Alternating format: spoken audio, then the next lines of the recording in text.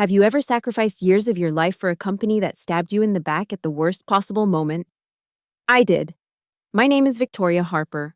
I'm 34, and I was the best senior brand strategist Westbridge Creative ever had. Until the day my spineless boss handed my promotion to someone who couldn't even finish a single project alone. But the last line of my resignation letter? That line made him wish he'd never learned my name. Let me take you back to where it all started. Because this story isn't just about revenge, it's about 7 years of my life that I'll never get back. And the moment I decided to take it all back with interest, Boston in October has this crisp energy that makes you feel like anything is possible. I remember walking into Westbridge Creative that first day in 2017, fresh out of Northwestern with my master's in integrated marketing communications, thinking I was going to conquer the advertising world. The building itself wasn't much to look at. A converted warehouse in the South End with exposed brick walls and those industrial windows that every creative agency thinks makes them look edgy. But to me, it represented everything I'd worked for. I started as an account coordinator, which is basically corporate speak for the person who does everything no one else wants to do. But I didn't care. I had a plan. I'd watched my mother struggle her entire career, passed over for promotion after promotion at her accounting firm. And I swore that wouldn't be me. I was going to be different. I was going to be indispensable. And for 7 years, I was. The first thing you need to understand about me is that I don't do anything halfway. When other coordinators were content to answer emails and schedule meetings, I was studying every campaign that came through our doors. I learned the difference between CTR and CPC before anyone bothered to teach me. I could tell you the demographic breakdown of our client base from memory. I stayed late, came in early, and treated every project like it was the most important thing in the world. It paid off. Within 18 months, I was promoted to account executive. 2 years after that, brand strategist. By 2021, I was senior brand strategist, and I wasn't just good at my job, I was exceptional. But success in advertising isn't just about being smart or hardworking, it's about politics, relationships, and knowing how to play the game. And that's where I made my first mistake. I thought the work would speak for itself. Let me tell you about the people who shaped this story, because in the end, it all comes down to character. Who has it and who doesn't? Grant Miller was my direct supervisor, the creative director who had the backbone of a jellyfish and the moral compass of a broken weather vane. Grant was one of those middle managers who got promoted just high enough to be dangerous, but not high enough to actually make decisions. He was 42, divorced, and had the kind of nervous energy that made you wonder if he was always on the verge of a panic attack. He wore the same 3 ties in rotation and had this habit of clearing his throat before saying anything important, which meant you heard that sound about 50 times a day. Grant's problem wasn't that he was incompetent, he actually had good instincts when it came to creative work. His problem was that he was terrified of conflict and desperate to be liked by everyone, especially the senior partners. He'd agree with whoever spoke to him last, which made him utterly unreliable when it came to having your back. Then there was Clara Simmons, my closest ally in that place and probably the only person who kept me sane. Clara was 29, a brilliant art director with a pixie cut and an attitude that could cut glass when she was protecting someone she cared about. She'd been at Westbridge for 4 years and had this uncanny ability to read the political currents of the office like a weather forecaster. Clara was the one who'd slip me information about upcoming projects, warn me when the partners were in a bad mood, and remind me to eat lunch when I was too focused on a campaign to remember I was human. "You're too trusting, Vic," she'd tell me at least once a week. "You think everyone plays by the same rules you do? They don't." I should have listened to her earlier. I should have listened to her about Luke. Luke Barnes was 31, sandy-haired, with the kind of easy smile that made clients trust him immediately and colleagues underestimate him consistently. He'd joined Westbridge about 2 years after me, hired as an account executive when I was already a brand strategist. Luke had this gift for making people feel like they were the most important person in the room, which is a valuable skill in advertising. The problem was, Luke used that gift to hide the fact that he was fundamentally lazy. I don't mean lazy in the way that some people are lazy, sleeping late or procrastinating on unimportant tasks. Luke was strategically lazy. He had perfected the art of appearing busy while doing as little actual work as possible. He'd volunteer for high-visibility projects, then find ways to delegate the actual work to others while positioning himself as the coordinator or big-picture guy. He was excellent at taking credit and even better at avoiding blame. And somehow, I became his favorite target. It started small. Luke would ask me to take a quick look at a presentation he was putting together, then use my suggestions word for word. He'd invite me to brainstorming sessions where he'd pitch ideas I'd mentioned to him in casual conversation. He had this way of framing these requests that made them seem like favors between colleagues, like he was doing me a favor by including me in his projects. "Victoria, you're so good at this stuff," he'd say, flashing that disarming smile. "Could you help me think through the strategy for the Morrison account? I value your perspective so much." And like an idiot, I helped him. Because that's what good colleagues do, right? They support each other. They share ideas. They collaborate.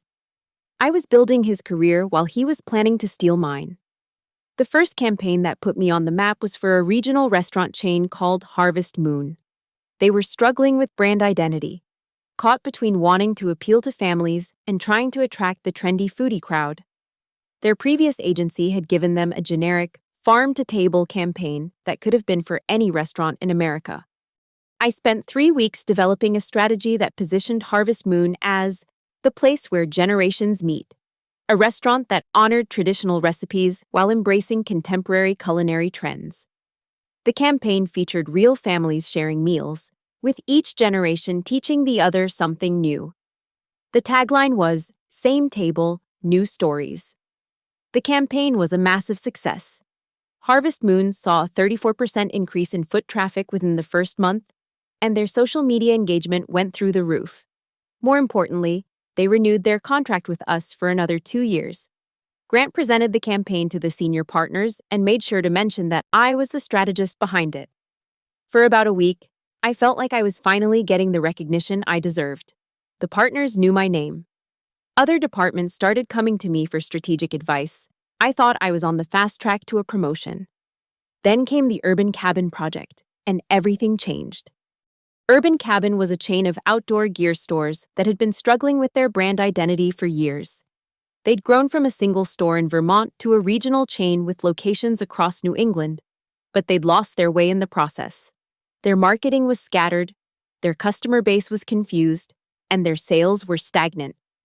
This was the kind of project that could make or break a career. The contract was worth $2.3 million over 3 years, making it one of the biggest accounts in Westbridge's portfolio. More importantly, Urban Cabin's CEO, Marcus Webb, was a former client of our senior partner, Janet Kowalski. If we could turn Urban Cabin around, it would open doors to other high-profile accounts. Grant assigned the project to me, and I threw myself into it with everything I had. I spent 2 weeks just researching, visiting their stores, talking to customers, analyzing their competitors, studying their sales data. I discovered that Urban Cabin's problem wasn't their products or their pricing, it was their story. Somewhere along the way, they'd forgotten who they were. The original Urban Cabin store had been founded by a couple who wanted to help people connect with nature without sacrificing comfort or style. They believed that outdoor adventures shouldn't require you to suffer or look like you'd been living in the woods for weeks. It was outdoor gear for people who wanted to hike during the day and enjoy a nice dinner at night. But as they expanded, they'd started trying to compete with everyone: the hardcore outdoor brands, the fashion retailers, the discount chains. They'd lost their unique voice in the process. My strategy was to bring them back to their roots while updating their image for a new generation. I called it Refined Wilderness. The idea that you could embrace adventure without abandoning comfort or style. The campaign featured real customers in real outdoor settings, but instead of the typical rugged, extreme sports imagery, we showed people enjoying accessible adventures, day hikes, camping trips with actual beds, kayaking excursions that ended with wine by the fire. The tagline was Adventure Elevated. I presented the strategy to the Urban Cabin team on a Thursday morning in late September. Marcus Webb loved it. He said it was exactly what they'd been looking for. a way to stand out in a crowded market while staying true to their original mission. The campaign launched 6 months later, and the results were beyond anything I'd hoped for. Urban Cabin saw a 47% increase in sales within the first quarter. Their social media following tripled. They opened 3 new stores ahead of schedule. Marcus Webb sent a personal thank you note to Janet Kowalski, specifically mentioning the brilliant strategy that had transformed their brand. That campaign won the New England Advertising Association's Gold Award for brand strategy. It was featured in Advertising Age as one of the year's most successful rebranding efforts. Industry publications wanted to interview me. Headhunters started calling. I thought I'd finally made it. But Luke was watching all of this happen, and he was taking notes. After the Urban Cabin success, Luke started showing up to my meetings. Not in any official capacity. He just happened to be in the conference room when I was presenting. Or he'd ask if he could sit in to learn from my process. Grant didn't object, and I didn't think much of it at the time. Luke was always good at positioning himself as the eager student, the guy who just wanted to improve his skills. "You're so good at this, Victoria," he'd say after my presentations. "I hope someday I can develop strategy the way you do." What I didn't realize was that he was studying me, learning my methods, my approach, my language. He was building a toolkit of my ideas that he could deploy later. The first time I noticed something was off was during the Prime Pet project. Prime Pet was a premium pet food company that wanted to break into the Boston market. It was a smaller account than Urban Cabin, but it was the kind of project that could lead to bigger opportunities if handled well. I'd been working on the strategy for about a week when Luke mentioned in passing that he'd been thinking about pet food marketing. He started sharing ideas that sounded remarkably similar to the concepts I'd been developing. When I pointed out the similarities, he laughed it off. "Great minds think alike, right? I guess we're both tapping into the same market insights." I let it slide. I was busy. And frankly, I was confident enough in my work that I didn't think Luke could pose any real threat. I was the one with the track record. I was the one the clients trusted. I was the one who'd built the relationships and delivered the results. I was also the one who was about to learn a very expensive lesson about office politics. The Prime Pet presentation was scheduled for a Tuesday morning. I'd spent the weekend refining my strategy, which positioned Prime Pet as nutrition with a conscience, premium pet food for owners who wanted to feed their pets as well as they fed themselves. The campaign featured real pet owners talking about their relationships with their animals, with the tagline, "Love them like family, feed them like family." The night before the presentation, I got a call from Grant. "Victoria, I need to talk to you about tomorrow's presentation. There's been a change of plans." My stomach dropped. "What kind of change?" "Luke's going to be presenting alongside you. He's developed some complementary strategies that I think will strengthen our overall approach." I sat there in silence for a moment, processing what he'd just said. "Grant, I've been working on this strategy for 2 weeks. I haven't seen any of Luke's work. How can we present complementary strategies if we haven't collaborated?" "I'm sure you two can figure it out. Luke's been working on some interesting concepts around social media integration. It'll be great to show the client that we can approach their challenges from multiple angles." I wanted to argue, but I could hear the finality in Grant's voice. This wasn't a discussion. It was a decision that had already been made. The next morning, I arrived at the office early to prepare for the presentation. I found Luke already in the conference room, setting up his laptop and laying out presentation materials. He looked up when I walked in and gave me that easy smile. "Morning, Victoria. Ready to knock this out of the park?" "I'd be more ready if I knew what you were planning to present," I said, trying to keep my voice level. Luke's smile didn't waver. "Oh, don't worry about it. I've got some ideas around social media strategy and influencer partnerships. Nothing that'll conflict with your brand positioning work. We're on the same team here." But as soon as the presentation started, I realized we weren't on the same team at all. Luke went first, and within 5 minutes, I understood what had happened. He'd taken my nutrition with a conscience concept and repackaged it as conscious pet parenting. He'd taken my insights about premium pet owners and turned them into a social media strategy that hit all the same emotional notes I'd been planning to hit. He'd taken my work and made it his own, leaving me with nothing but tactical implementation details. I sat there watching him present my ideas to the client, feeling like I was in some kind of nightmare. The worst part was that he was good at it. Luke had always been a strong presenter, and he delivered the strategy with confidence and charisma. The client was eating it up. When it was my turn to present, I felt like I was giving the sequel to a movie that had already been shown. Everything I said sounded like an echo of what Luke had already covered. I could see the confusion in the client's eyes. Why was I repeating concepts that had already been explained? After the presentation, the client pulled Grant aside. I couldn't hear what they were saying, but I could see Grant nodding enthusiastically. When the client left, Grant came over to Luke and me with a huge smile. "Great work, both of you. Luke, that social media strategy was exactly what they were looking for. Victoria, nice job on the implementation details." Implementation details. I'd been reduced to implementation details. That night, I called Clara and told her what had happened. She was quiet for a long moment. "Vic, I tried to warn you about Luke. He's been playing this game a lot longer than you realize." "What do you mean?" "Remember the Morrison account? The one Luke got promoted after?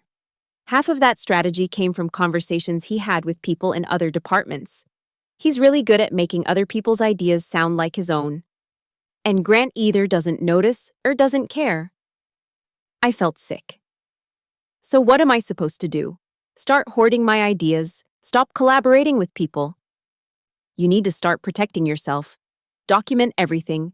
Keep records of your work. And for God's sake, stop helping Luke with his projects. I should have listened to her. Instead, I convinced myself that this was just a one-time thing, a misunderstanding that would sort itself out. I threw myself into the next project, determined to prove that I was still the strategic mind behind our best work. The next project was Greenvale Beverages, a craft soda company that wanted to expand into the health-conscious market. It was a tricky assignment. How do you position soda as healthy? But I was excited about the challenge. This was the kind of strategic puzzle I lived for. I spent weeks developing a strategy that reframed craft soda as mindful indulgence, a treat that people could feel good about because it was made with natural ingredients and supported local communities. The campaign featured real moments of celebration, with the tagline, "Savor the craft, celebrate the moment." This time, I was more careful. I didn't discuss my ideas with Luke. I kept my research and insights to myself until I was ready to present them to Grant.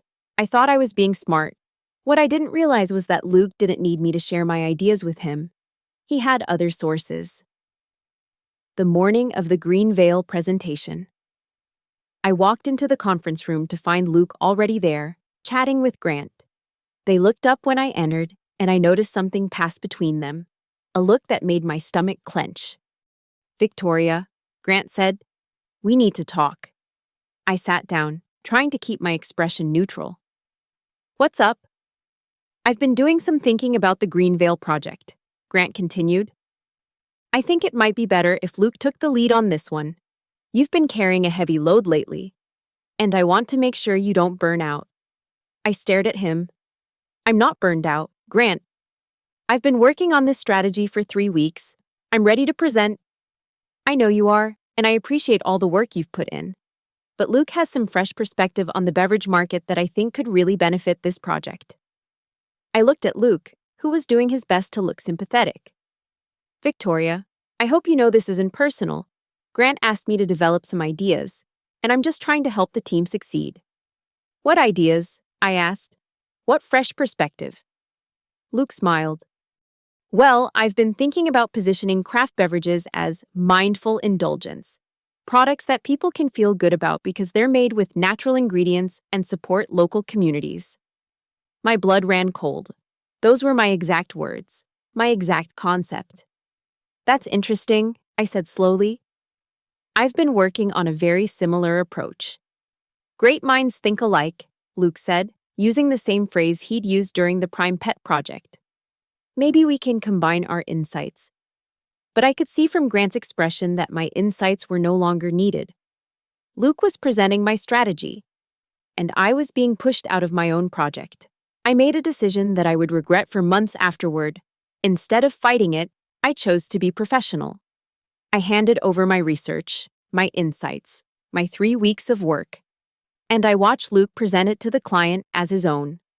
The Greenvale campaign was a huge success. The client signed a 3-year contract extension. Luke got a commendation from the senior partners, and I got a pat on the head for being a team player. That night, I sat in my apartment and realized that I'd been played, not just by Luke, but by the entire system. I'd been so focused on doing good work that I'd forgotten to protect myself. I'd been so concerned with being collaborative that I'd let myself be exploited. I started keeping records, every email, every meeting note, every strategic insight I developed. I documented everything. Because Clara was right, I needed to protect myself. But by then, it was almost too late. Luke had already positioned himself as the rising star of the strategy department. He was being invited to senior partner meetings. He was being consulted on major decisions. He was being groomed for leadership. And I was being treated like his assistant. The breaking point came in early March of 2024. Janet Kowalski, the senior partner who'd been most impressed with my work on the Urban Cabin campaign, announced that she was looking for a new brand director. The position would oversee all strategic work for the agency's major accounts and would report directly to the senior partners. It was the promotion I'd been working toward for 7 years. It was the job I'd sacrificed my personal life for. The role that would finally validate all the late nights and weekend work and missed dinners with friends. I knew I deserved it. My track record spoke for itself. I'd delivered results on every major campaign I'd touched. I'd built relationships with key clients. I'd mentored junior staff members and improved our overall strategic capabilities. But I also knew that Luke wanted it, and I was starting to understand that what Luke wanted, Luke usually got. The week before the promotion was announced, I noticed Luke spending a lot of time in Grant's office. They'd have these long, closed-door conversations that would end with both of them looking serious and important. Luke started showing up to meetings he'd never attended before, asking questions about strategic direction and long-term planning. Clara noticed it too. "He's making his move," she told me one afternoon. "He's positioning himself as the future of the department." "But he doesn't have the experience," I protested. "He's never led a major campaign on his own. He's never developed a comprehensive strategic framework.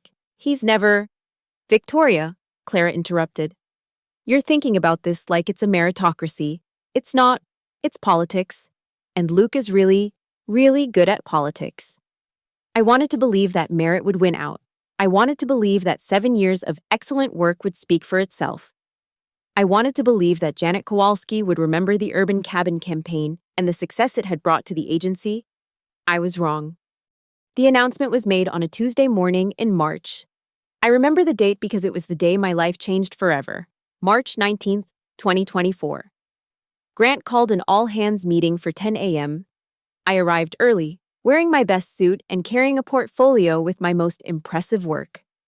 I'd spent the weekend preparing talking points about my vision for the strategic department, my plans for expanding our capabilities, my ideas for improving our client relationships. I was ready to accept the promotion I'd earned.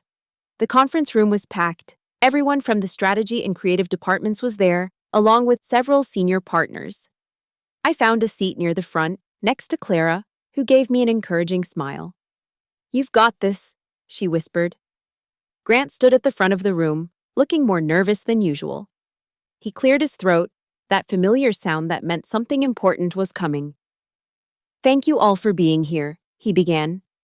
"As you know, we've been looking for a new brand director to lead our strategic efforts and help us continue growing our client relationships." He paused, and I felt my heart racing. This was it.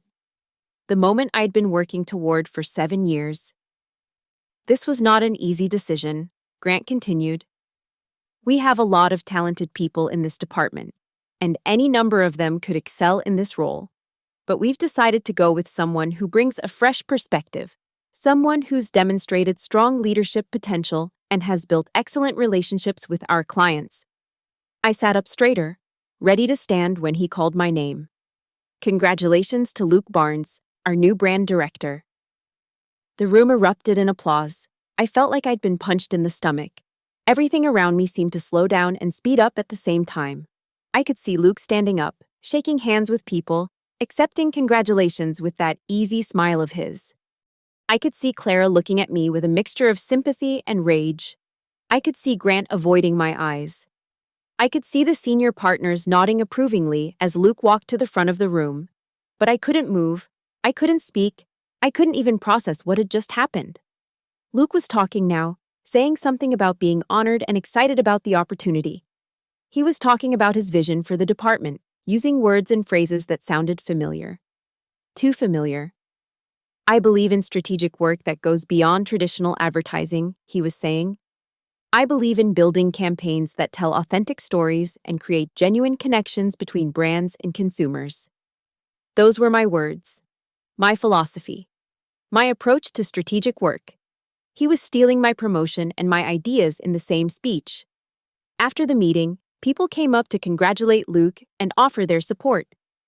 A few people approached me with awkward condolences, the kind of sympathy you offer someone who's just lost a family member. Clara appeared at my elbow. "Let's get out of here," she said quietly. We walked to a coffee shop 3 blocks away from the office. I don't remember ordering anything, but somehow I ended up with a cup of coffee that I couldn't drink because my hands were shaking too badly. "I can't believe this," I finally managed to say. "I can," Clara said grimly. "Luke's been working on this for months. All those meetings with Grant, all those conversations with the senior partners. He's been building his case while you were busy doing actual work. But I'm better at the job. I have more experience. I've delivered better results." Victoria, you're thinking like this is about qualifications. It's not. It's about perception. Luke has made himself look like leadership material while you've made yourself look like a workhorse. The words stung because they were true. I'd been so focused on proving my worth through my work that I'd forgotten to actually advocate for myself. I'd assumed that excellence would be recognized and rewarded. I'd assumed that talent would triumph over politics. I'd been naive. "What do I do now?" I asked. Clara was quiet for a long moment. "You have 3 choices," she said finally. "You can accept this and try to work under Luke. You can try to fight it and probably lose. Or you can leave." "I can't leave. I've put 7 years into this place. I've built my entire career here." "And look where it's gotten you," Clara said gently. "Victoria, you're incredibly talented. You could get a job at any agency in the city. You could probably get a job in New York or LA. You don't have to stay here and let them treat you like this." But I wasn't ready to give up. Not yet. I'd worked too hard to just walk away. I convinced myself that I could make this work, that I could find a way to succeed even under Luke's leadership. I was wrong about that too. The first month under Luke's leadership was humiliating. He treated me like a junior associate, asking me to prepare presentations that he would deliver and develop strategies that he would take credit for. He assigned me to work on smaller accounts while he took over the major clients I'd been managing. The worst part was that he was bad at it. Luke had always been good at presenting other people's ideas, but he struggled when he had to develop strategies from scratch. His approaches were generic, his insights were shallow, and his execution was sloppy.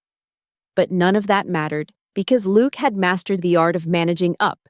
He knew how to talk to the senior partners, how to frame failures as learning experiences and take credit for successes that belonged to other people. Meanwhile, I was drowning.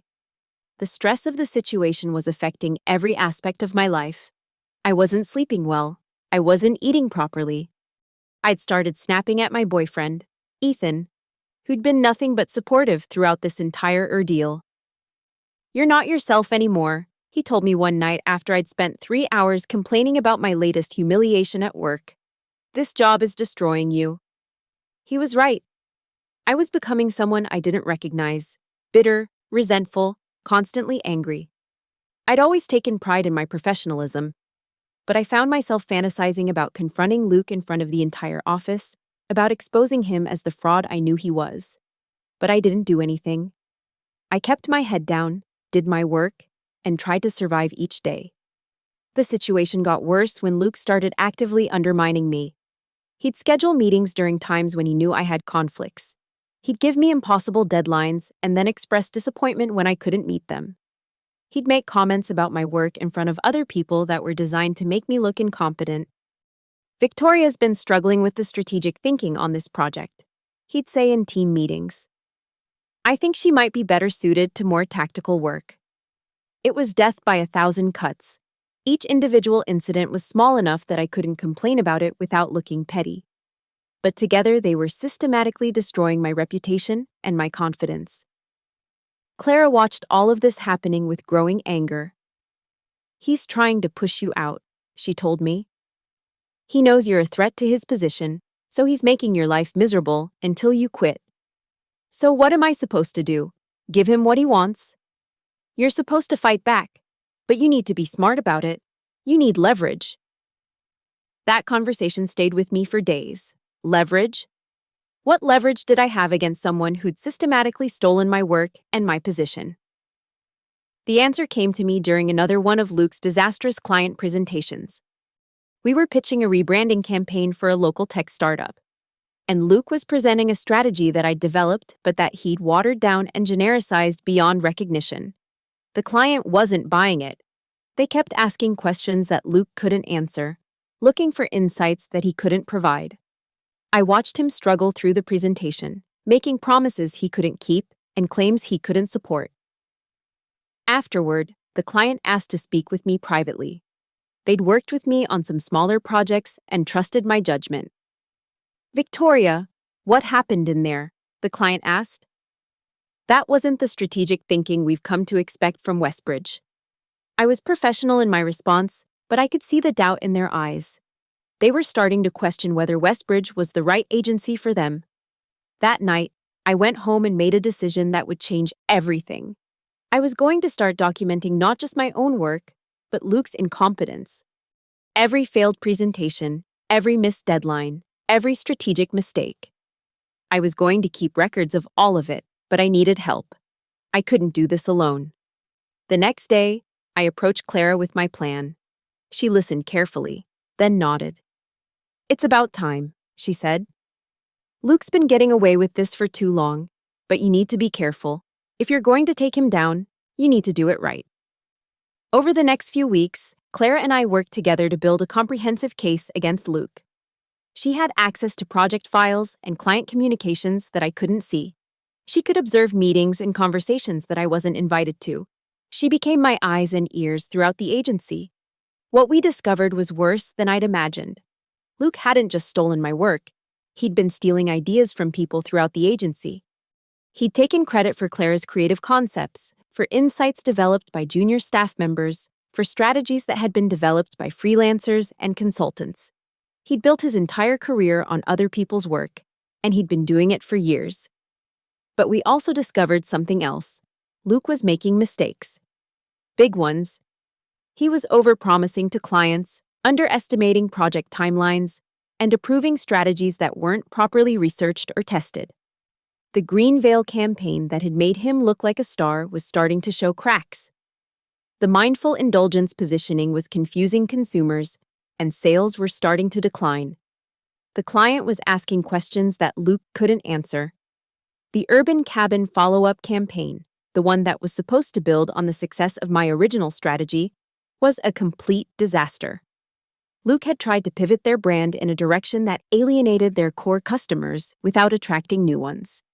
Marcus Webb was furious, and Janet Kowalski was starting to ask hard questions about the strategic direction. Luke was failing, but he was doing it slowly enough that the senior partners hadn't noticed yet. He was still coasting on the reputation he'd built by taking credit for other people's work. But I could see the writing on the wall. Eventually, his incompetence would catch up with him. The question was whether I'd still be around to see it happen, or whether he'd managed to push me out first. The answer came in July, when Luke made his biggest mistake yet. Westbridge had been invited to pitch for a major contract with a national retail chain called American Threads.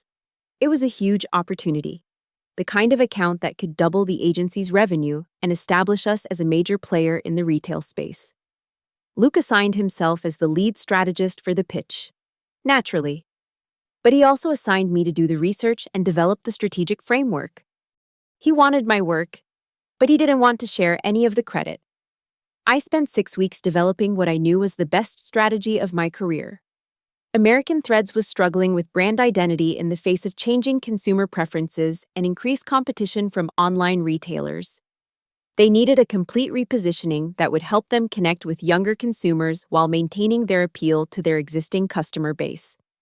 My strategy was called Threads of America, a campaign that positioned American Threads as a brand that celebrated the diversity and creativity of American style. Instead of trying to compete with fast fashion or luxury brands, they would become the brand that helped people express their individual style while supporting American manufacturing and design. The campaign featured real Americans from different backgrounds and regions, showcasing how they used American Threads pieces to create their own unique looks. The tagline was, "Your style, your story, your threads." It was bold, it was authentic, and it was exactly what American Threads needed to differentiate themselves in a crowded market. Luke loved it. He spent 2 days going through my strategy document, asking detailed questions about every aspect of the campaign. He wanted to understand not just what I was proposing, but why I was proposing it. "This is really impressive work, Victoria," he told me. "I can see why you've been so successful with strategic thinking." I should have been suspicious of the compliment, but I was too excited about the campaign to pay attention to the warning signs. The pitch was scheduled for a Thursday morning in late July. The American Threads team would be flying in from their headquarters in Cleveland, and the entire senior leadership of Westbridge would be in attendance.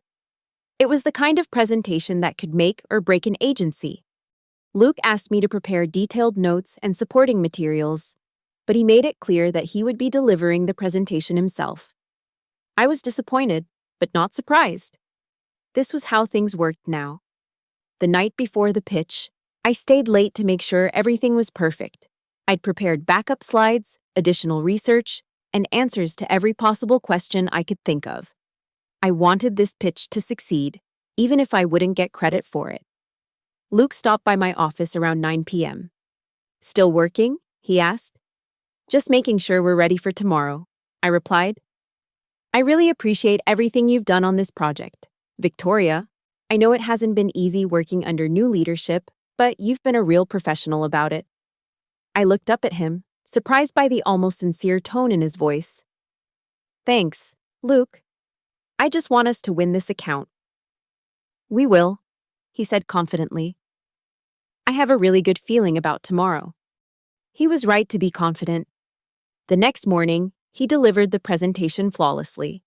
He knew my strategy inside and out, and he presented it with the kind of charisma and conviction that made it impossible not to believe in the vision. The American Threads team was captivated.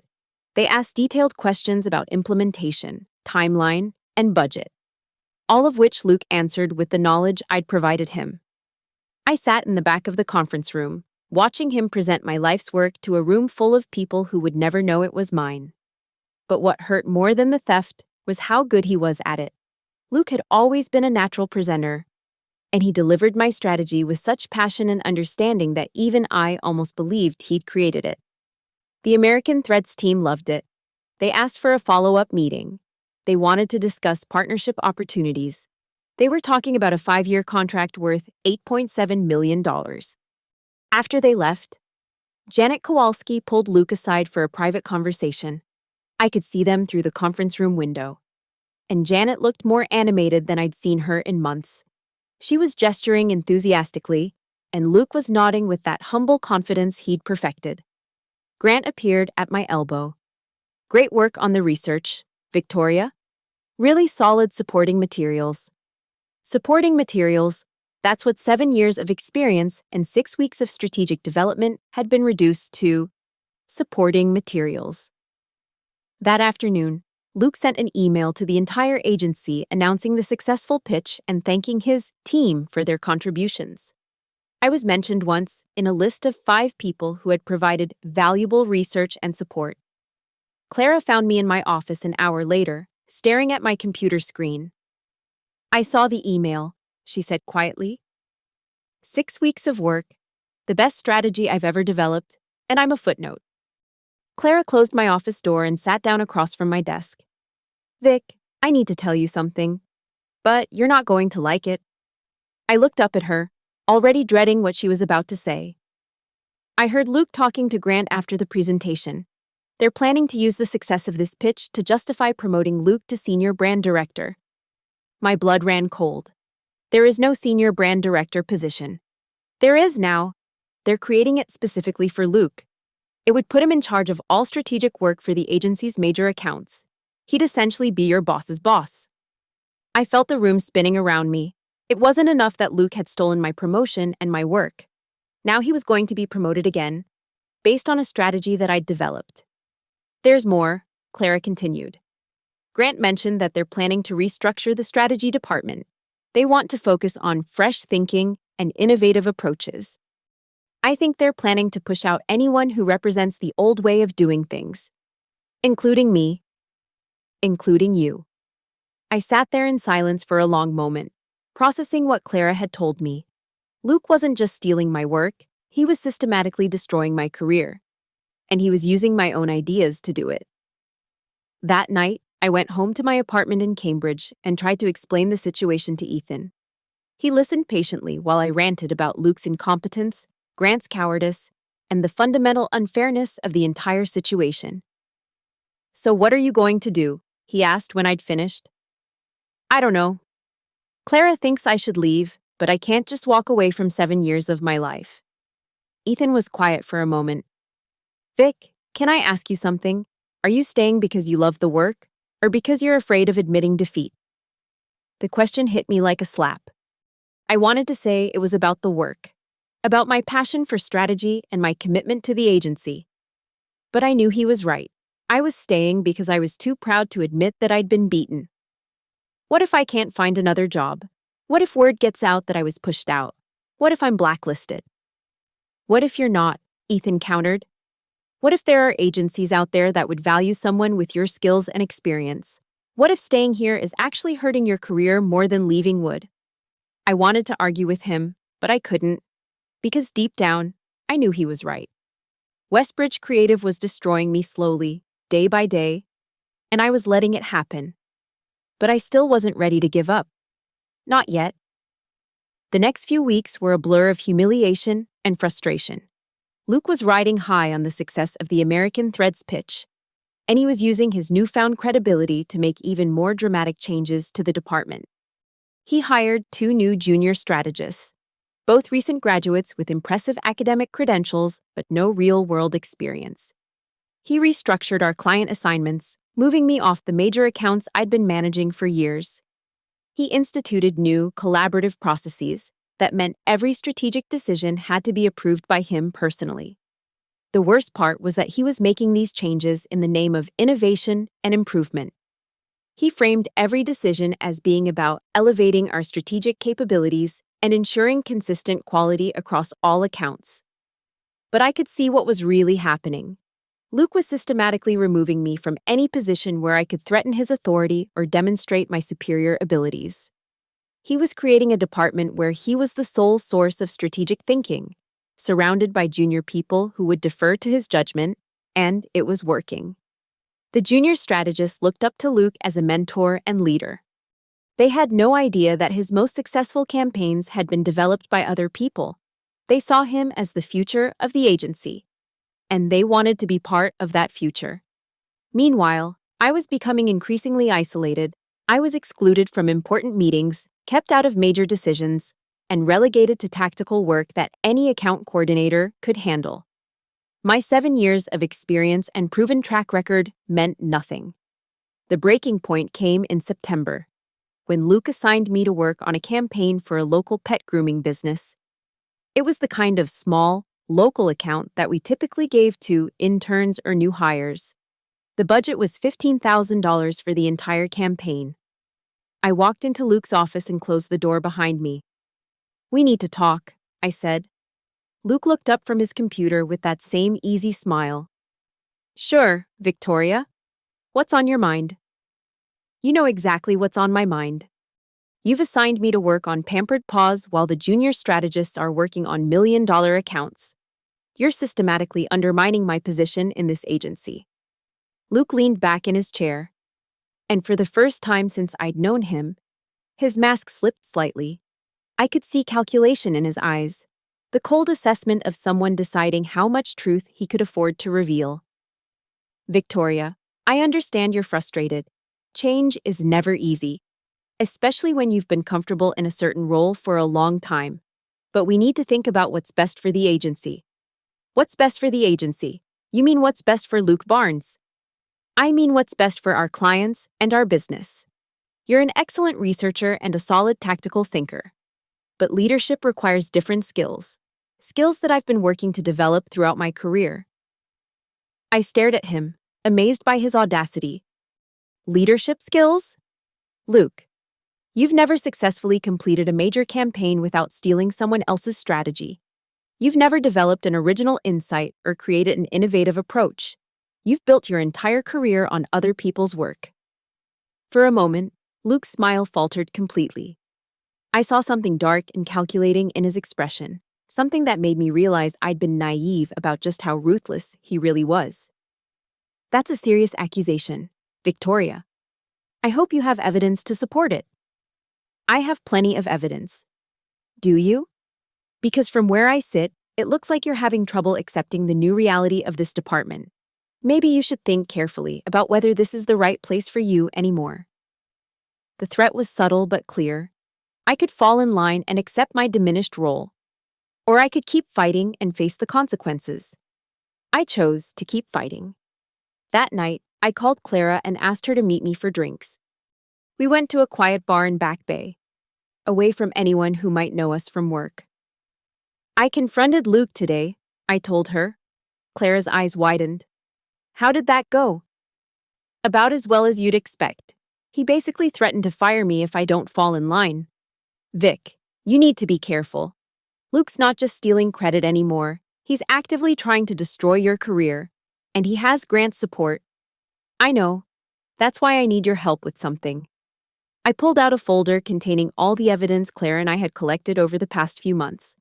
Documentation of Luke's strategic failures, records of ideas he'd stolen, client feedback that contradicted his supposed successes. I'm going to take this to Janet Kowalski, I said. She's the one who hired me, and she's the one who was most impressed with my work on Urban Cabin.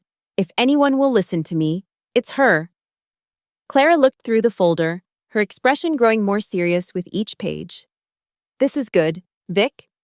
Really good. But are you sure you want to do this? Once you make this move, there's no going back. There's already no going back.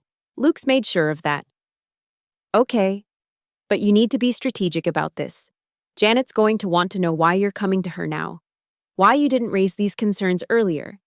You need to have a compelling narrative. We spent the next 2 hours crafting my approach. I would frame my concerns around the agency's reputation and client relationships, not personal grievances. I would focus on Luke's strategic failures and the potential risks they posed to major accounts. I would present the evidence objectively and let Janet draw her own conclusions. It was a good plan. It might have even worked. But I underestimated Luke's ability to anticipate and counter my moves. The meeting with Janet was scheduled for the following Tuesday morning. I spent the weekend preparing my presentation, organizing my evidence, and rehearsing my key points. I felt nervous but confident. I had facts on my side. Monday morning. I arrived at the office to find an email from Grant requesting an immediate meeting.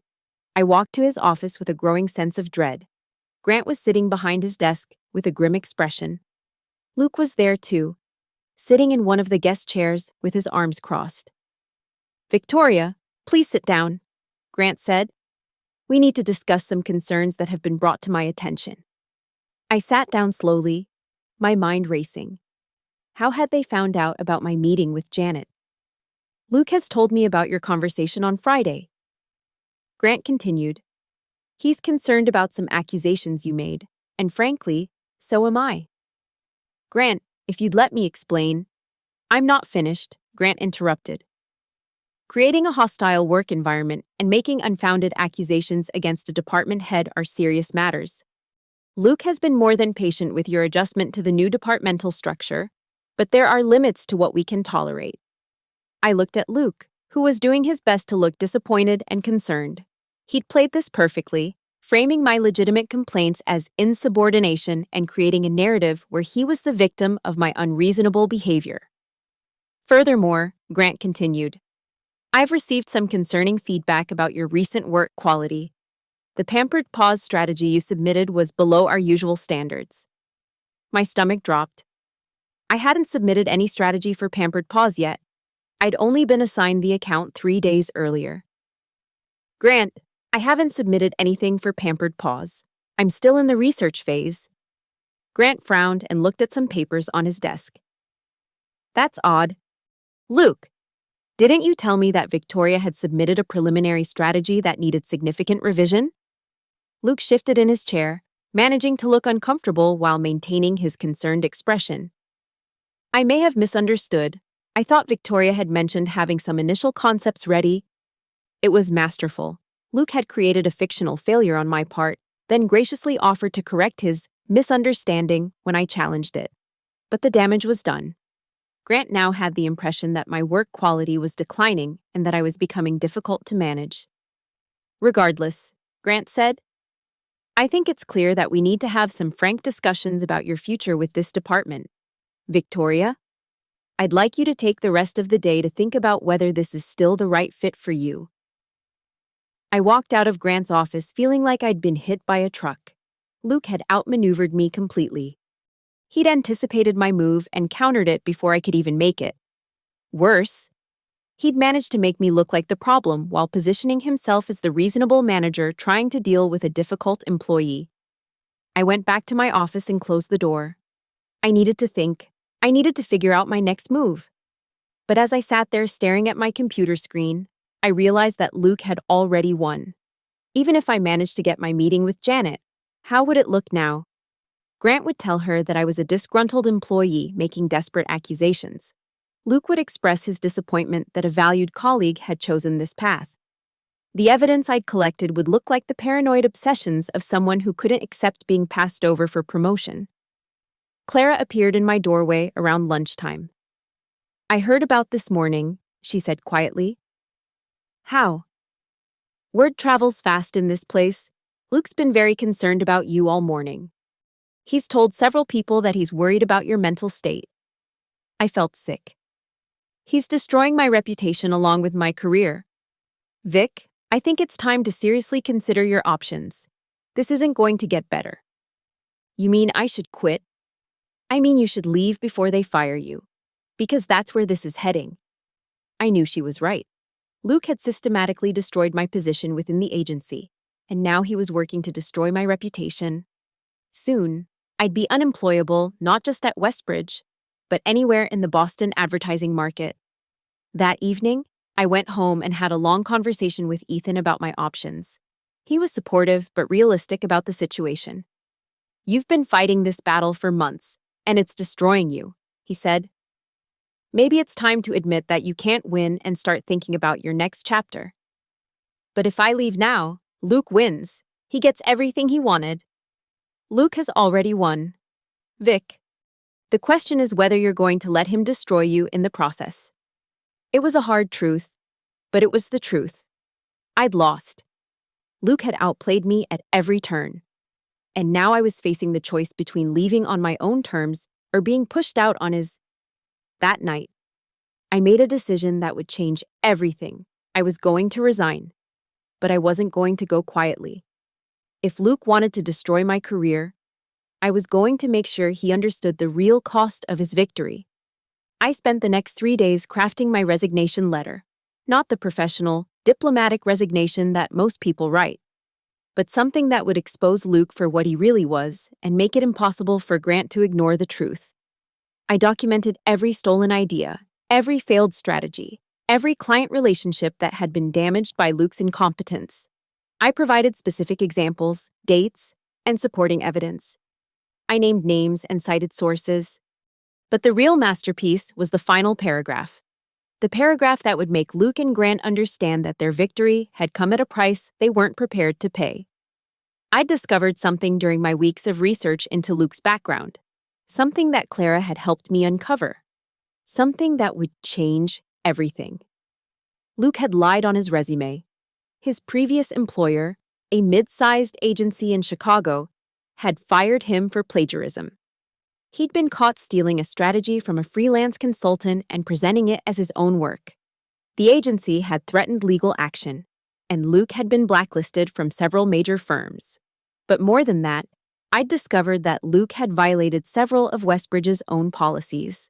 He'd been sharing confidential client information with competitors. He'd been taking kickbacks from vendors. He'd been falsifying billing records to inflate his project budgets.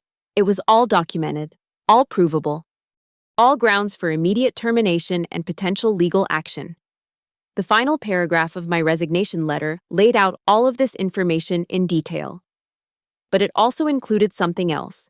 A copy was being sent simultaneously to Janet Kowalski, to the agency's legal counsel, and to the ethics board of the American Advertising Federation. Luke's career wasn't just going to be damaged, it was going to be over. Thursday morning, I dressed in my best suit and walked into Westbridge Creative for the last time. I went straight to Grant's office and knocked on his door. "Victoria," he said, looking surprised to see me. "I wasn't expecting you until our meeting this afternoon." "I won't be staying for that meeting." "Grant, I'm here to submit my resignation." I placed the sealed envelope on his desk and sat down across from him. Grant looked at the envelope with confusion. "Victoria, I think you're being hasty." "Yes. We've had some challenges lately, but I'm sure we can work through them." "Open the letter, Grant." He hesitated, then picked up the envelope and opened it. I watched his face as he read, saw his expression change from confusion to concern to outright alarm. "Victoria, what is this?" "It's my resignation letter, and it's also a detailed account of Luke Barnes's systematic theft of intellectual property, his violation of company policies, and his fraudulent misrepresentation of his qualifications and experience." Grant's face had gone pale. "These are very serious accusations. They're also very well documented. You'll notice that copies of this letter are being delivered to Janet Kowalski and to the agency's legal counsel as we speak." Grant set the letter down with shaking hands. "Victoria, if you have concerns about Luke's performance, we can address them through proper channels. This seems extreme." "Extreme?" "Grant, Luke has been stealing credit for my work and the work of others for over 2 years. He's been lying to clients, falsifying reports, and violating the trust that our clients have placed in this agency. And you've been enabling him every step of the way." Grant started to protest, but I held up my hand. "I'm not finished. You see, Grant, the really interesting thing about this situation is that you've been so focused on managing up to the senior partners that you've completely failed to manage your own department. You've allowed Luke to create a culture of dishonesty and theft, and you've punished the people who've tried to maintain professional standards."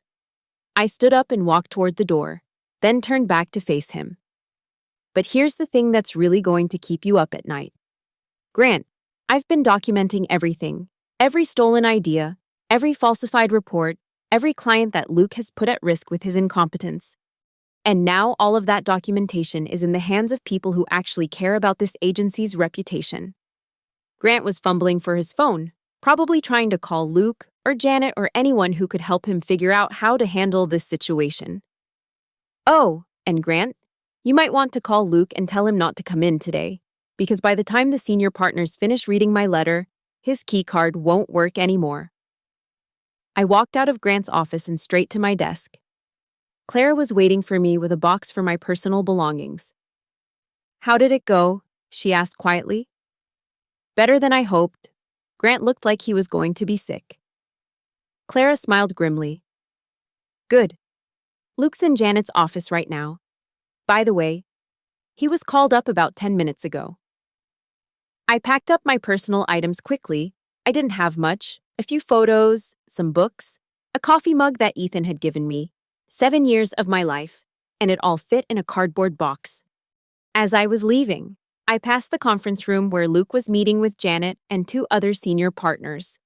Through the glass, I could see Luke gesticulating frantically while Janet stared at him with an expression of cold fury. I paused for just a moment to savor the sight. Luke Barnes, The master manipulator, the thief who had stolen my promotion and my work, was finally being held accountable for his actions. Clara walked me to the elevator. "What's next for you?"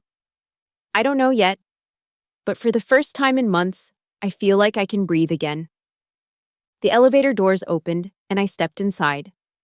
As they closed, I caught one last glimpse of the Westbridge creative offices, the exposed brick walls, the industrial windows, the place where I'd spent 7 years building a career that had ultimately been stolen from me. But I wasn't bitter anymore. I was free. 3 hours later, I was sitting in my apartment when my phone rang. It was Clara. "Vic, you need to hear this. Luke's been fired, immediately." Security escorted him out of the building. I felt a surge of satisfaction, but also something else. Relief. It was finally over. "What about Grant?" "He's been suspended pending a full investigation. Janet's personally taking over the strategy department until they can figure out how to rebuild." "And the clients?" "Well, that's the interesting part. Janet called an emergency meeting with the American Threads team this afternoon. She told them the truth about who actually developed their campaign strategy. They want to meet with you." I sat in silence for a moment, processing what Clara had just told me. "Clara, I don't work there anymore." "No, but they don't know that yet. And Janet's wondering if you might be interested in coming back as brand director, the position that should have been yours in the first place." I looked around my apartment, at the boxes of work materials I'd brought home, at the laptop where I'd already started updating my resume. "Tell Janet I'll think about it," I said finally. "But I'm not sure I want to go back to a place that let this happen in the first place." "I understand. But Vic, you won. You actually won." After I hung up, I sat there thinking about everything that had happened. Clara was right. I had won. But it didn't feel like victory. It felt like justice. Luke Barnes had built his career on stolen work and false promises. He'd climbed the corporate ladder by stepping on people who trusted him, by taking credit for others' successes and avoiding responsibility for his own failures. But in the end, the truth had caught up with him.